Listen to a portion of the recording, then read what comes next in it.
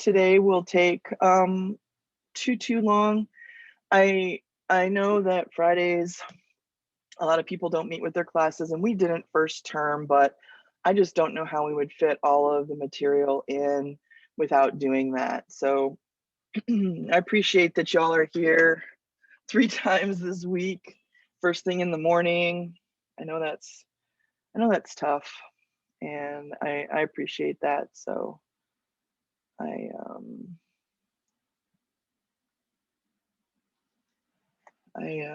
don't want to let that go unnoticed because I know that it's not easy. I mean, I'm here, but I'm always here, so I'm used to it, and y'all need your sleep probably more than I do at this point in my life, so I appreciate that. Today we're going to talk about the Victorian era. We're going to be moving into Unit 5, and also I'm going to go over essay number 2. Now, just as I told you yesterday, I did change the essay that maybe we'll do that first. I did change the essay from what they had originally put in the course because I felt like it was maybe too narrow or like not enough options and maybe a little tougher than it needed to be. Not that the way I fixed it is any less rigorous for the course, but I just wanted to give you options. I like to give options with essays so that you can choose what way that you will find the best for you to express your ideas about literature. And if there's only one topic, then it's okay, but I feel like it's better if there are multiple topics so that you can choose what would be best for you and what you're interested in. Because, I mean, there's plenty of opportunities when you'll write a paper and it'll be like, you have to write on this topic and that's it. So I wanted to make sure that there were options. And so in that way, it's a little bit easier. I wanted to open it up a bit. So let's go over the essay, the last essay assignment first, and then I'll end with talking about the Victorian era and doing notes. So we can wake up a little bit with the essay and then I'll do the notes on the Victorian era. You can either get to this document on the calendar, or also it is in Blackboard. If you go to course content, you will notice that the Victorian era popped up there. I made that available. And I'll go through this either later this period or on Tuesday, but it's the normal setup. And you'll see that essay number 2 submission is right here in the table of contents. So if you click on that, you can also get to the paper here if you wanted to follow along, but I'll have it here on the screen.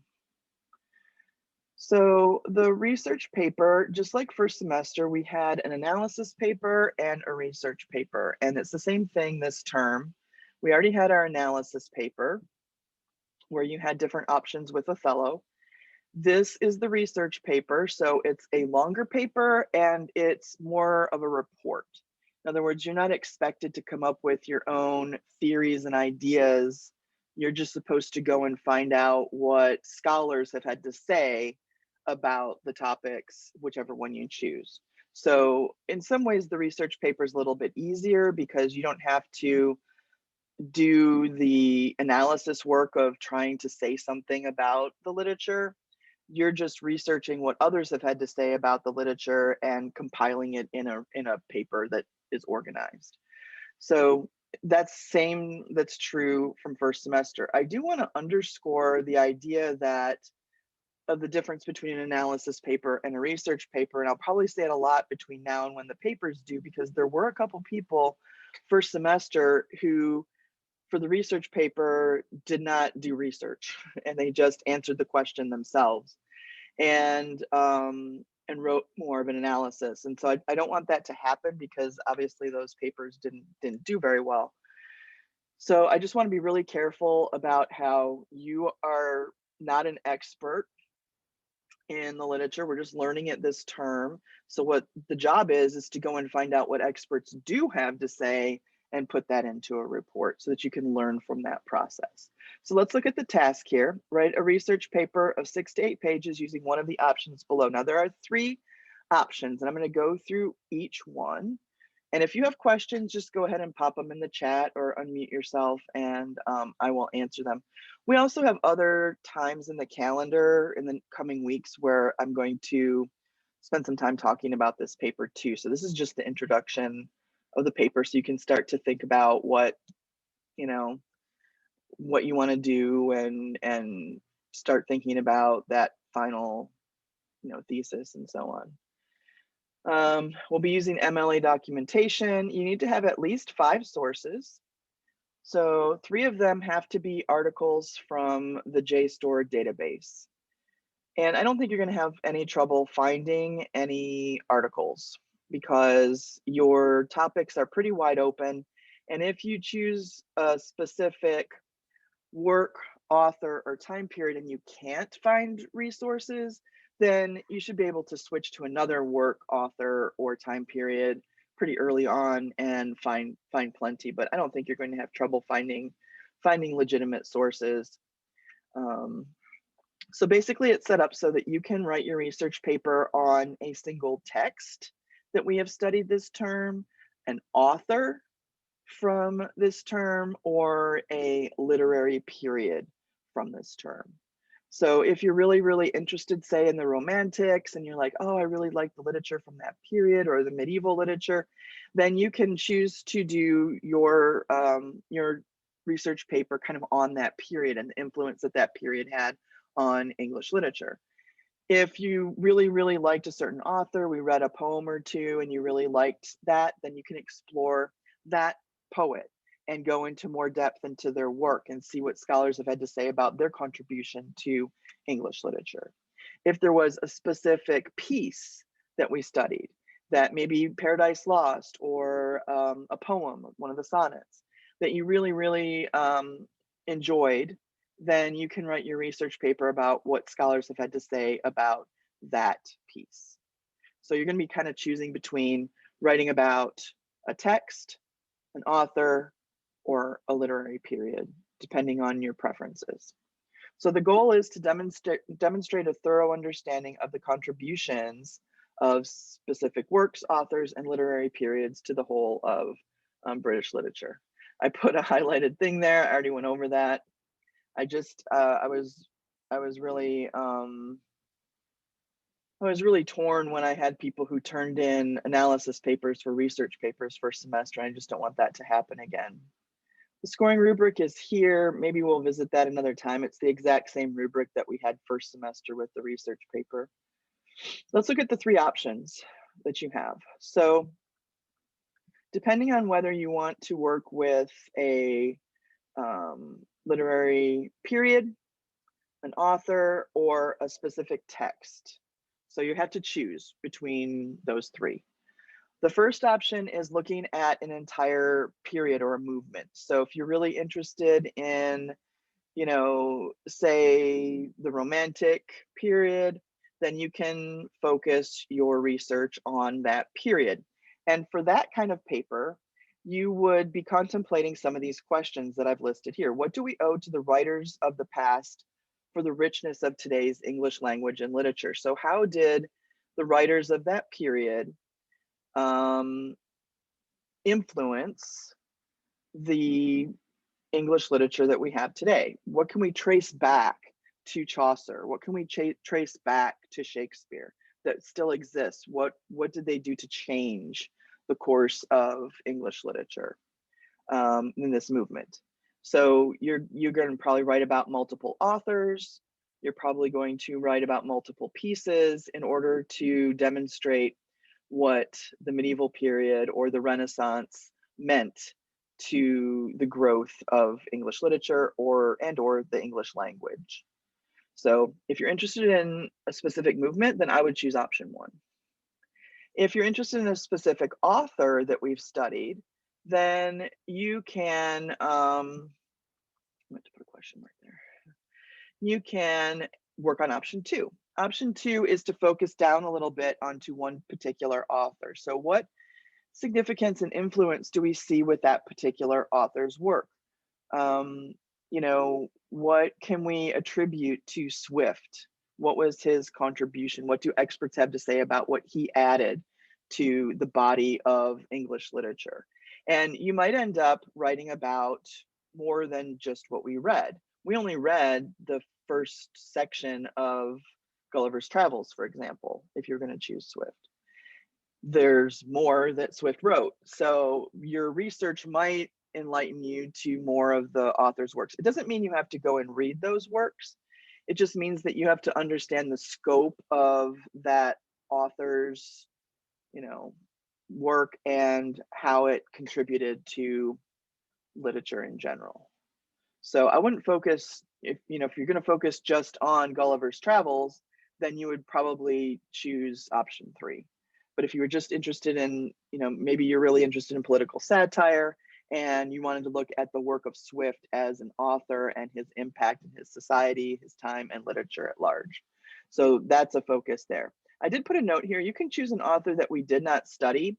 If you see somebody in the text that you want to spend some time reading some of their material and reading what other people had to say about it, and you can certainly choose an author that we did not study. We skipped over a whole bunch of great authors, but just touch base with me first so that I can maybe suggest some pieces that you definitely should read as good examples of that person's work. The third option is, there's a question. If we did the essay on a certain author, can we use information from what the book tells? Yeah, the book can be one of your sources. For sure. Good question. Okay. Option 3 is about you going down to the point of one text. So you can write about the period, you can write about an author, or you can write about a specific work. And if you choose a specific work, then we're going to go back to the critical lenses. So the critical lenses, remember, are those ways that we can view a work from multiple angles. And there are a few that we studied first semester. There are a couple of more. As a matter of fact, this document's kind of on the long side because this is the original question that they had. Originally, what the English department at STC had was just this question. I added the other 2 so that you could have options. But they want to know how one piece can be viewed through different critical lenses. So say you're going to write about Othello. What do the feminists have to say about Othello? If we look through the lens of the feminist mindset, how is that play viewed?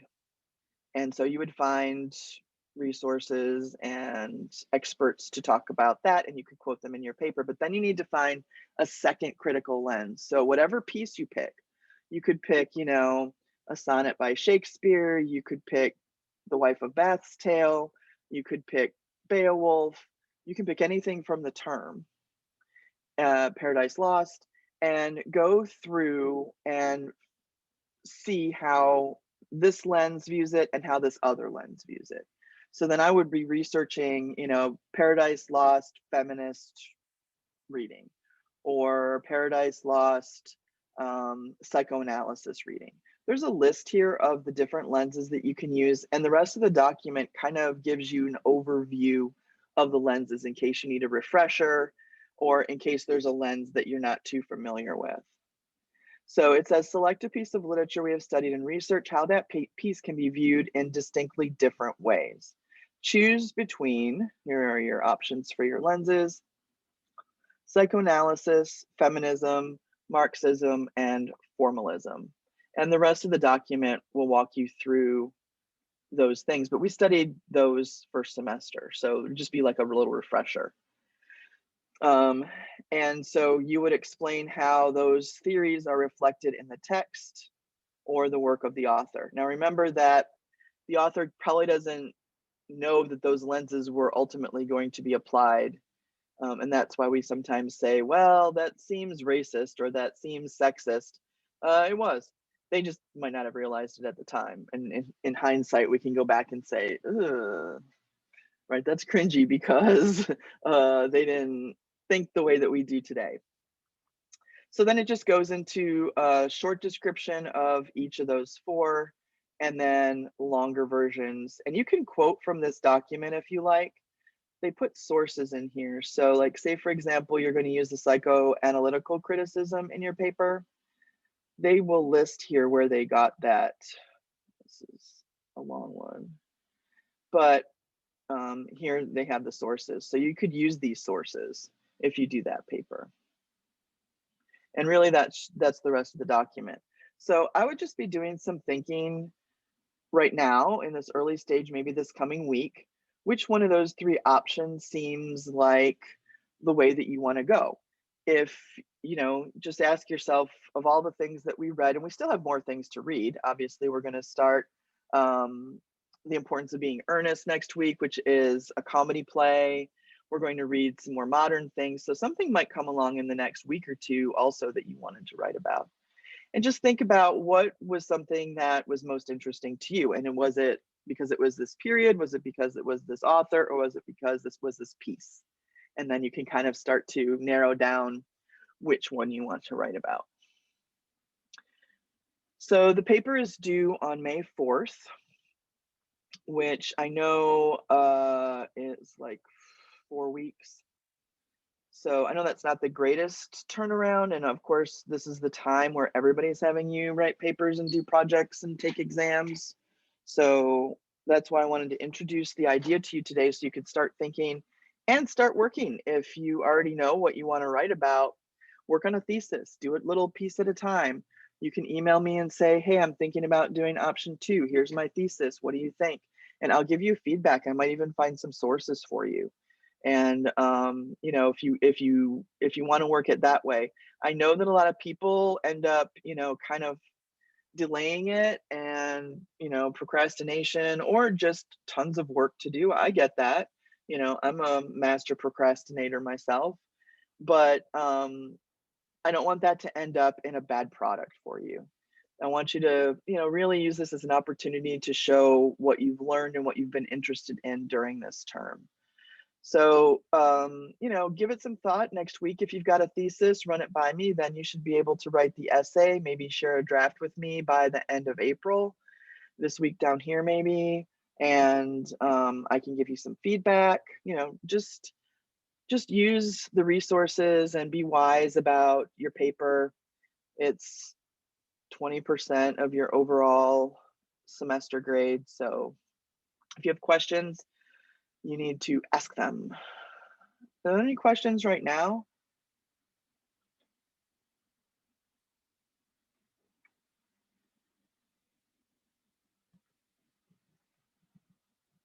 I don't see any. If you think of one, just pop it in the chat and I'll get to it before the end of the period. Or you can just email me privately or what have you.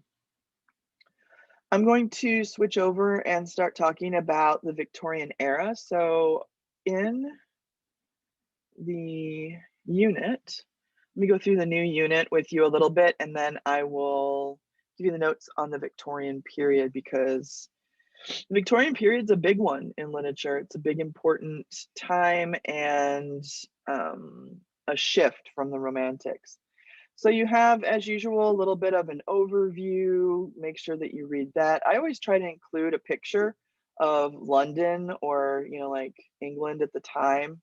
And if you go back through the units, it's kind of interesting to see the way that London sort of built up over time. And I like this picture because it definitely represents the industrial age, the time of steam, and you know, this is the time where factories are in full swing and all of that good stuff. So read through that introduction. The objectives are pretty similar to the ones that we've had in our previous units.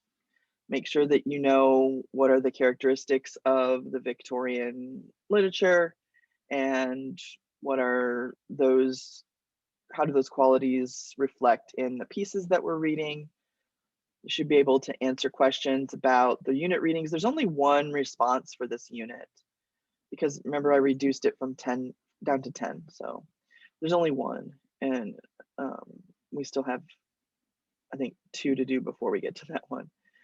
Communication skills and articulate your ideas about texts. So here are the readings. There are some poems that we have. This is for Tuesday. And I did make another PDF packet in case that helped you.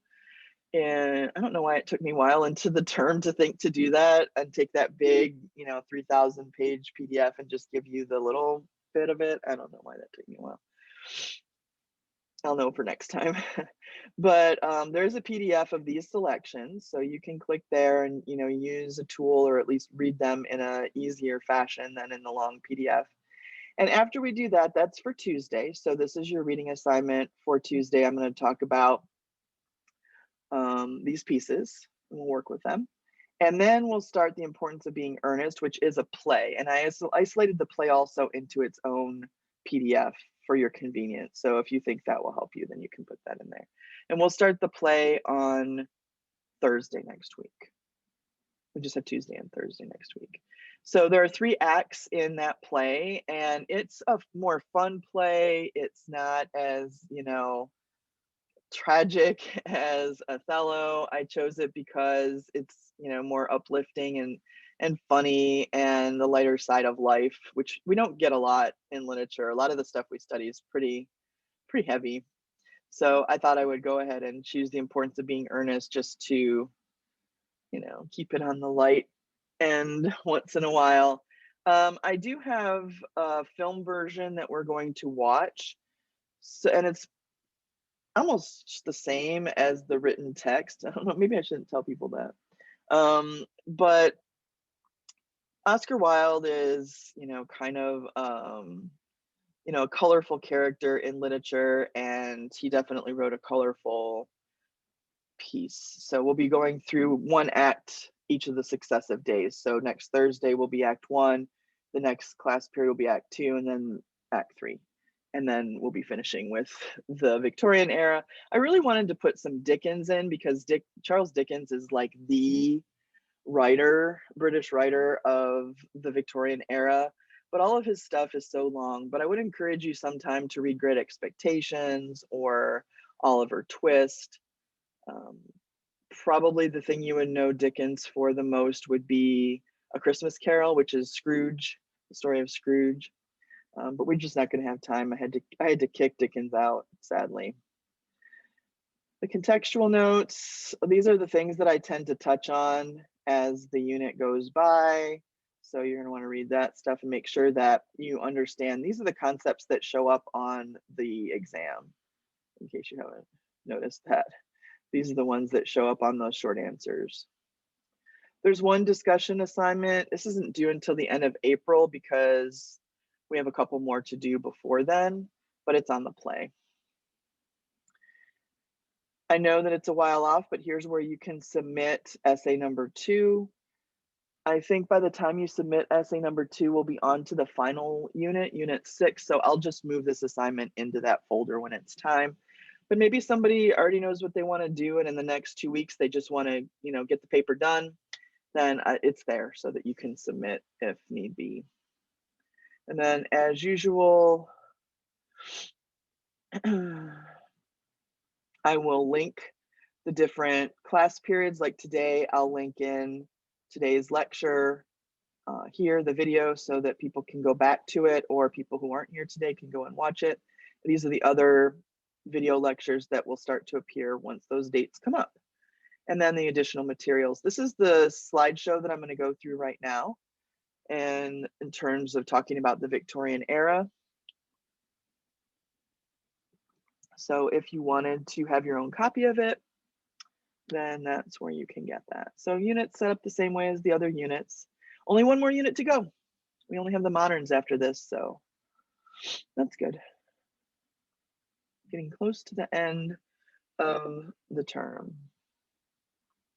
What did I see on Twitter? 7 weeks?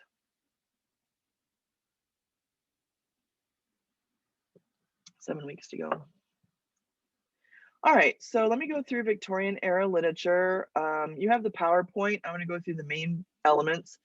This information comes from the readings. So basically what I did was I took this part, Introduction to the Victorian Period, and I just kind of condensed it and picked out the main stuff. You should probably read through those 22 pages or whatever, but I distilled it down for you to the basics in this slideshow, so this will be a good introduction. All right, some history, right? We always look at history with literature because the people who are writing are living in these times, and we need to consider the context. So when we talk about the Victorian era, we talk about basically the time that Queen Victoria was queen, just like the Elizabethan era. Now we have the Victorian era, and the era goes roughly from 1830 until 1901.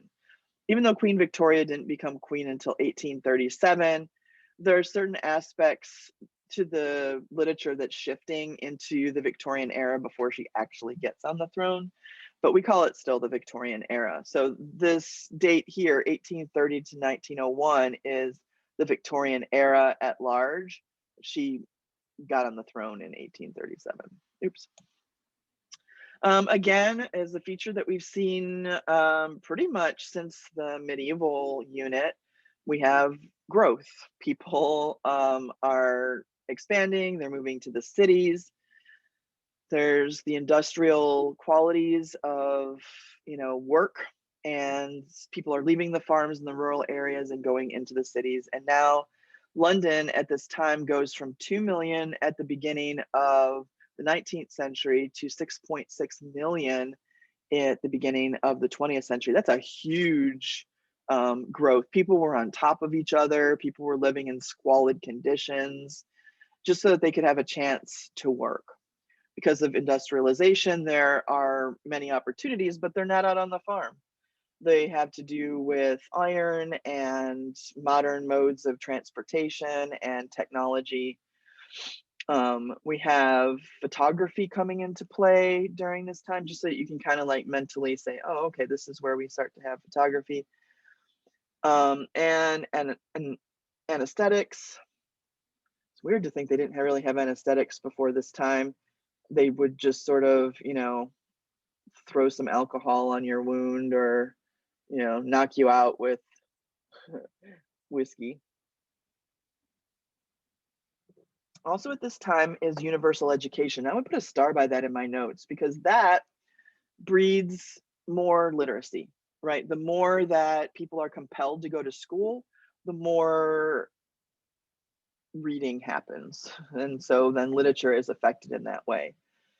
But there are just as many problems as there are, benefits during this time. There are lots of issues with homelessness, poverty. Those are not new in this time period. They've been going on for a long time. The difference is that in the Victorian era, writers are going to be willing to write about those experiences. We didn't see that in the Romantic period. Why? Because it's not ideal that there are people dying on the streets, because they don't have a home and they don't have a meal. So people just didn't write about that very much. But in the Victorian era, a lot of writers wrote about that. Charles Dickens wrote a lot about, people in poverty, and we also see with Vindication of the Rights of Women sort of a transition into more awareness of social conditions and wanting to do something about it, in the Romantic era. And so it sort of leads into these ideas in the Victorian era. There are some reforms in terms of class structure. Up until the Victorian period, the only people who could vote were people who owned property. So if you didn't own property, you just didn't have a say in anything. So they start to reform that during this time period. And, now anybody who owns any property, even if it's minimal, can vote, not just people who are lords and ladies and have titles and estates. So that's a social improvement.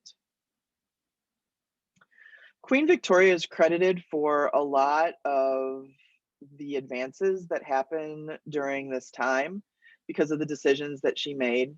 One is that Parliament was reconstructed. At this time, Parliament, the only people who can get into Parliament are people of wealth.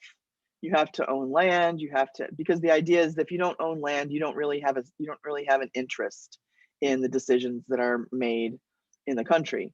And people start to think, well, working conditions and things like that are being decided in Parliament affect me even if I don't have land. So Parliament is reconstructed to allow for greater representation. There are a lot of strikes and threats of rebellion because there are not very many rules about how factories need to work and how often you get breaks. We're talking about this also in the 17th century. So there are, because of these strikes and threats of rebellion, there are some reforms that happen with labor. There's the tripling under Queen Victoria of global commerce. This is probably the height of the British Empire. There are territories and commonwealths all over the globe. They say the sun never sets on the British Empire during this time because they've expanded across the globe into Africa, Australia, Canada, all kinds of different commonwealths, the West Indies. And so the sun's always shining somewhere in the British Empire.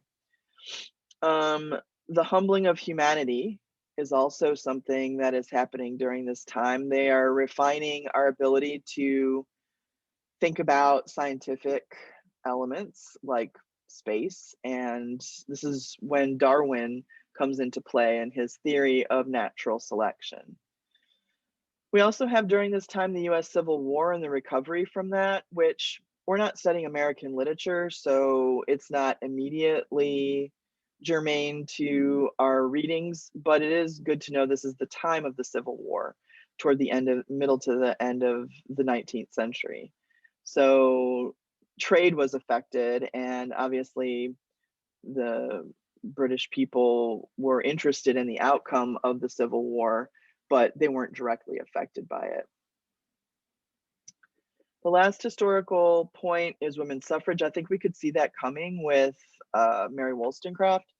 And so more women and men too start thinking about what does it mean to be female. We see more legal battles for women who want the right to vote, own property, fight for custody of their children. They didn't have those rights prior to the Victorian era. They start having legal battles so that women can attend college. That's sort of a direct consequence of Mary Wollstonecraft. So women start to wake up and say, wait a minute, I don't want to be with this guy. He's abusive, or he's controlling, whatever reason, and divorce starts to become a consideration.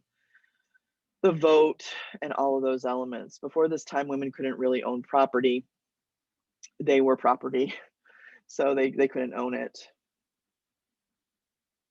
All right, so when we talk about literature, these are the qualities of literature during the Victorian era. We have a greater influence through literacy. So by 1837, half of adult men could read and write to some extent, which is an improvement over the previous years. It's still not great. 50% of people reading and writing isn't fantastic.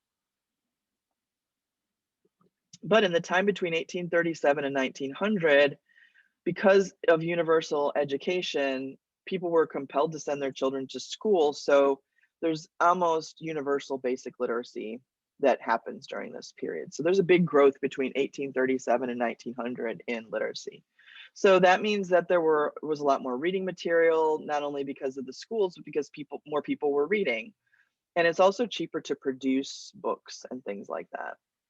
And family reading became an entertainment. So, sitting down and reading a story together, or reading to your children, having books in the house is something that happens more frequently in Victorian times, because previous to this, they were just too expensive for a lot of people. And then big star on rise of the novel. The Victorian time is where we start to see people actually writing novels. We don't really see novels up to this point. We've seen plays. Gulliver's Travels was a travelogue. So we haven't really seen an actual novel, but we start to see them really proliferate through literature during the Victorian era. So they're trying to represent society as they know it. Usually there are a ton of characters in a Victorian novel, and it's usually over a long period of time.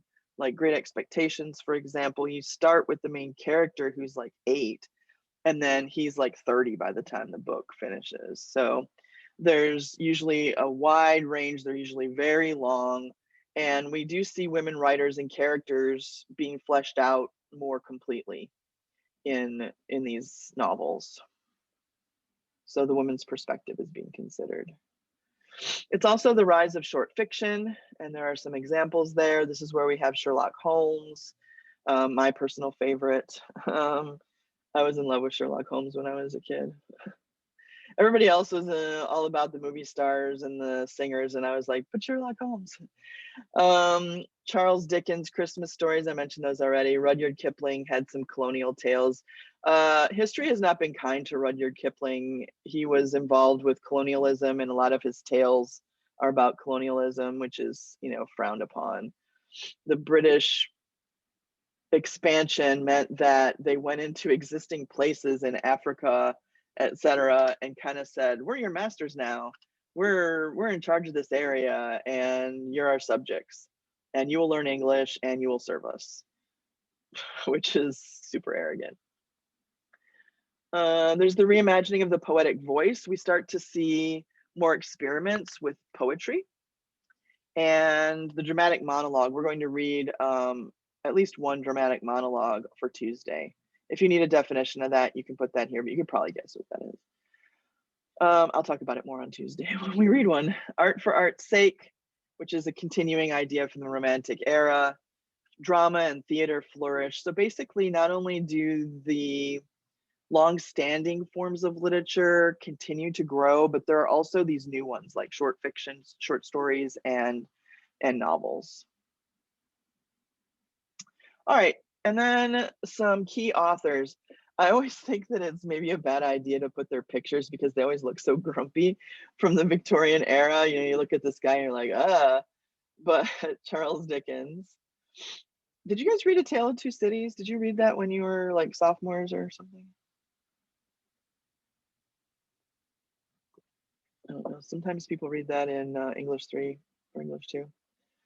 Elizabeth Barrett Browning, we're going to read some of her poetry. There she is. Robert Browning was her husband. They were the same age. I know it doesn't look like it because this is a picture of Elizabeth Barrett Browning when she was younger. And then this is a picture of Robert Browning when he was older, but they were married and they were about the same age at the time. We're going to read a dramatic monologue from Robert Browning. Oscar Wilde, he's the one who wrote The Importance of Being Earnest. He also wrote The Nightingale and the Rose, which I think we read first semester. But we're going to read a play by Oscar Wilde, and there he is, his fur coat. Just so that you have some key names from the Victorian era.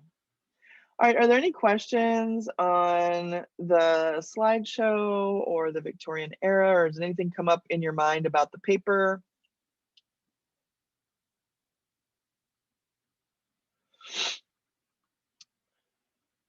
I can answer for you.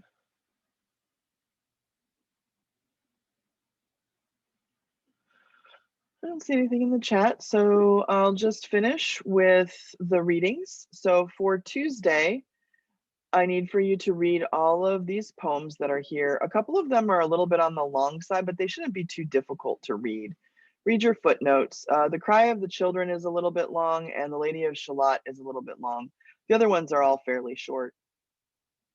But take some notes on what you notice. Look for those qualities from the slideshow in those pieces, and we will talk about them on Tuesday. And then Act 1 of The Importance of Being Earnest is for Thursday next week. Any questions before I let you get on with your weekend or your other classes, or I don't know what you do on Fridays?